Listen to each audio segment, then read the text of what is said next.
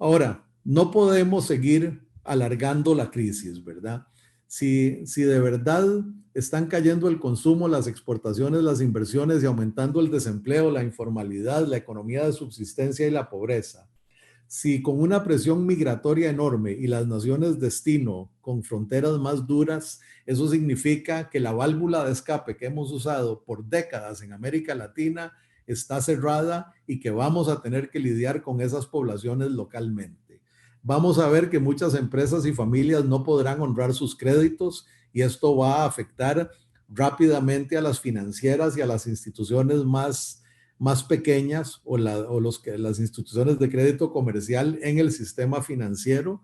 Muchos países tienen situaciones de deuda y déficit fiscal muy comprometidas, otras no, ¿verdad? Guatemala, por ejemplo, tiene una macroeconomía muy robusta, tiene capacidad de endeudamiento, tiene capacidad de aumentar sus tasas fiscales, está en una muy buena posición. Otros países como el mío, que empezamos con 7% de déficit y 56% de deuda total sobre PIB, tenemos poca flexibilidad ante la crisis.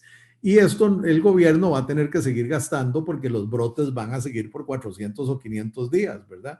Entonces el gasto se va a aumentar. Y ese gasto no solo es en tratar la enfermedad, es el gasto solidario en aquellas secciones de la población o segmentos de la población donde no se pueda regresar a operar con normalidad. Entonces se hace indispensable empezar a abrir las economías, pero se debe hacer con un criterio sanitario y técnico. Ahí hay un tema de condiciones de alerta que van desde nada opera hasta todos pueden operar con 4 niveles intermedios, solo lo esencial, lo no esencial de bajo riesgo, lo de riesgo medio que es esencial y uno en que ya solo no operan los que sean de altísimo riesgo, ¿verdad? Y esta escala es muy importante porque la vamos a estar utilizando para determinar cuál es el tipo de protocolos, cuáles son las geografías donde podríamos eventualmente operar. Y nos han creado un sistema donde tendremos un índice de apertura que se puede manejar con criterios económicos, de un lado, peso relativo de ese sector o de esa industria en el PIB, peso relativo del empleo de ese sector en el país o en una región particular, claramente criterios sociales, si la población laboral, los clientes de una particular cadena de valor están en riesgo de no satisfacer sus necesidades esenciales, si ponen en riesgo su seguridad, si pierden los sistemas de apoyo, ¿verdad? Y además todos los efectos psicológicos, familiares, autoestima, pérdida de capacidades que pueden ocurrir en medio de todo esto. Claramente estos dos, el criterio económico y el criterio social, importantísimos, pero no más importantes que el riesgo de contagio. Entonces la pregunta es, ¿cuán contagiosa es esta actividad? Si yo estoy en arroz mecanizado, el riesgo es bajísimo, pero si soy un peluquero, el riesgo es altísimo, porque todo el tiempo estoy tocando gente, ¿verdad? Si yo me tengo que mover en transporte público y hacerlo con todos los empleados de la fábrica, entonces es de muy alto riesgo. Si la fábrica tiene un proceso intenso, muy húmedo, donde compartimos bandas transportadoras y cosas por el estilo, el riesgo es mayor. ¿Cuál es el nivel de interacción entre las personas en la entrada, en la salida, en el comedor, en los flujos de trabajo en las diferentes industrias? ¿Y cuán densa es la población laboral en el sector y la industria, verdad? En ese sentido, calcular este índice no es difícil, pero sí se necesita que expertos en salud con expertos de la industria determinen estas ponderaciones, ¿verdad? Que expertos en sociología, en análisis social, en progreso social, en bienestar humano, analicen esto con economistas para crear las ponderaciones y obviamente este es un cálculo más directo. Ahora, utilizando eso, uno podría agrupar, ¿verdad? ¿Cuál es el riesgo de contagio? El más alto abajo, bajo arriba. ¿Cuál es la importancia social de que ese sector opere? Bajo a la izquierda, alto a la derecha. Y en el tamaño de la pelota está el tamaño económico, la importancia económica y por el empleo. Estos son ilustrativos, ¿verdad? Por favor, no tomen esto con ningún grado de, no piensen que es un análisis que es aplicable a todos los países, ni mucho menos.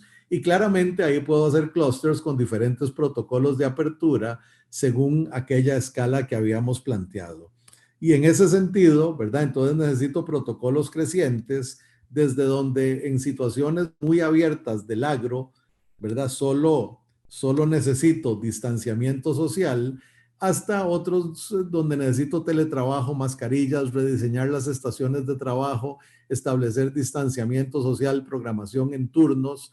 También tenemos que identificar todos esos cambios tecnológicos que podemos aprovechar para que algunos sectores se activen, aunque tengan que mantener cierta distancia, ¿verdad?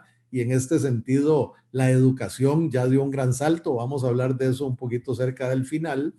Tenemos que ver la dimensión geográfica. Aquí puse mi país, ¿verdad? Donde aquí pueden ver ustedes con la escala de colores cantones que están en cero, cantones que tienen muy bajo contagio, cantones más oscuros con muy alto contagio. Entonces la pregunta es, si estoy en cero, ¿por qué no podría yo operar, ¿verdad? Una industria de bajo riesgo. Y por otro lado, tengo que estar seguro de que los sectores industriales aplican los protocolos con la rigidez, con cómo debe ser, ¿verdad? Entonces, necesito determinar el riesgo de contagio de cada industria, el impacto social, el valor económico en el empleo y en el PIB, la densidad general de ese sector y de esa dinámica productiva, cuál es el protocolo aplicable, en qué regiones e industrias aplica cada uno de esos protocolos y cuál es el formato de apertura. Y después voy a hablar de los formatos de apertura en un segundo, ¿verdad? Para abrir, yo puedo abrir de un solo golpe. Obviamente esto es de muy alto riesgo, ¿verdad? Puedo abrir paulatinamente y esto significa, primero abro el departamento de compras para tener materias primas, después abro el departamento de ventas para vender las cosas que ya tenía en inventario, después abro el proceso, etcétera. Y lo puedo hacer además por turnos, ¿verdad? Que nunca estén todos los empleados al mismo tiempo.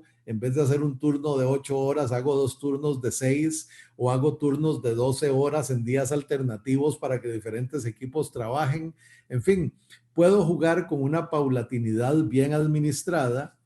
Puedo, si son sectores de muy alto riesgo, abrir por 14 días, cerrar 14 días, dándole tiempo a cualquier contagio de manifestarse, pero esto no tiene que ser 14 días, ¿verdad? Puedo jugar con aperturas y cierres de acuerdo a la dinámica de la industria, de la demanda, e incluso, ¿verdad? Voy a necesitar esquemas laborales muy flexibles, porque si caigo en un momento donde abrí, se dio contagio, cierro un tiempo, abro parcialmente, ¿verdad? Pues después tengo que abrir todo para poder operar, pero se puede dar otro contagio. Entonces voy a tener que manejar esto inteligentemente y eso significa aprovechar todos los espacios, ¿verdad? Trabajar con turnos parciales, trabajar con equipos alternativos. Si yo tengo una empresa de 1000 empleados, uno no trabaja con los 1000 empleados, uno trabaja con 2 o 3 alrededor o en un equipo de 10 o de 15 o de 20. Entonces tengo que administrar esos equipos. Al final tenemos un protocolo donde tenemos que clasificar a las industrias, analizar sus cadenas de valor en términos operativos, proteger los nodos estratégicos en cada industria y cadena de valor, identificar y consolidar los saltos tecnológicos, definir protocolos y geografías en que cada uno de estos va a ser aplicable para que la economía pueda regresar con el máximo de seguridad y sobre todo, una vez que decido abrir, hacerlo de la manera que presente el menor riesgo de causar un brote que me obligue a cerrar nuevamente. Entonces hay un protocolo técnico, ¿verdad? Para manejar esto. Reducir los impactos sociales. Cuando esto se prolonga en el tiempo, claramente el impacto en la producción y el impacto de la caída de la producción sobre el bienestar humano se magnifican. En ese momento se ponen en riesgo ya más severo los mercados de capital, ¿verdad? Los bancos van a haber retrasado sus flujos y van a tener que volverse más conservadores, entonces se baja la inversión, hay menos recursos para menos liquidez para apoyar a las empresas. El contrato social se va a ver atacado desde el bienestar humano, desde la incertidumbre financiera, ¿verdad? Y en ese sentido nos corremos el riesgo de llegar a este terrible escenario, ¿verdad? Esto no es inesperado. El virus, si se prolonga, va a afectar muchos niveles del índice de progreso social, va a tener unos impactos positivos en alguno, ¿verdad? En la parte de comunicaciones, más bien estamos inundados de la cantidad de información y de los sistemas en línea que tenemos para analizar todo esto. Términos ambientales, ¿verdad? Todo ese petróleo estancado por ahí es bueno para el planeta, por ejemplo. En términos de inclusión, esto aquí me refiero más a Costa Rica, a Panamá, donde se ha sido muy cuidadoso en que la situación socioeconómica de una persona contagiada no tiene nada que ver con su tratamiento, ¿verdad? Y esto ha sido muy interesante. Si lo medimos por los objetivos de desarrollo sostenible, está afectando la pobreza, el hambre, la salud, la educación, el trabajo y el empleo, la innovación, la infraestructura, la reducción de las desigualdades. Eso nos puede llevar a un conflicto social si no tenemos mucho cuidado y a una desarticulación del contrato social. Pero eso significa que tenemos que atender a los informales y a las microempresas con ingresos y microcréditos blandos. Esto es una carga a veces para el fisco, ¿verdad? Y ciertamente para el sistema financiero, pero es esencial, ¿verdad? Es mucho peor llegar al escenario donde hay una conflagración social. Hay que asegurar la seguridad alimentaria de aquellos que no están teniendo suficientes ingresos en las operaciones de sus empresas formales o informales. Hay que asegurarles atención domiciliar y empresarial.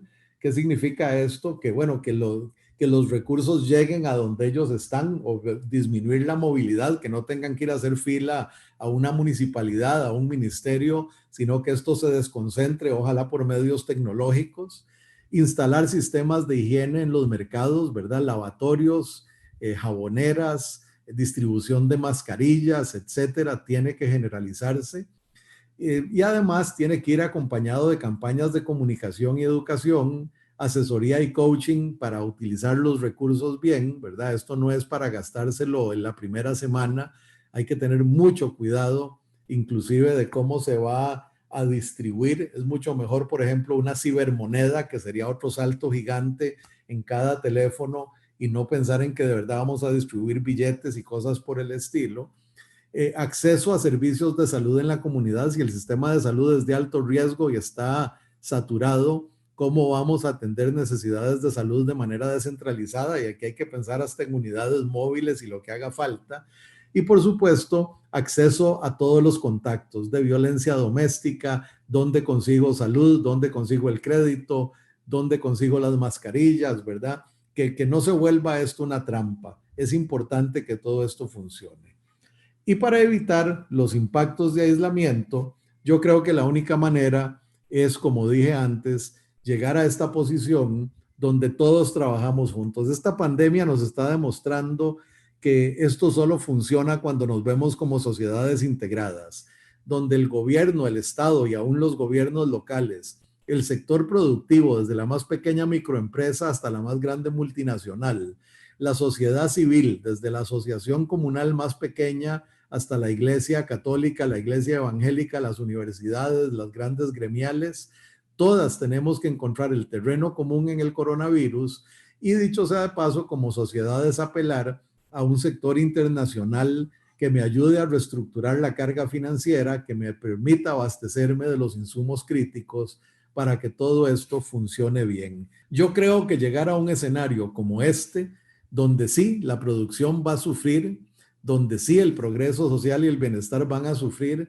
la macroeconomía se va a caer en 6 o 7 puntos y los mercados de capital se van a ver estresados, pero no colapsan, pero que al mismo tiempo vemos enormes saltos tecnológicos, vemos un contrato social donde gracias al virus aprendemos a trabajar juntos, algunos beneficios ecológicos y de sostenibilidad es posible. Y yo creo que es nuestra obligación trabajar hacia este escenario.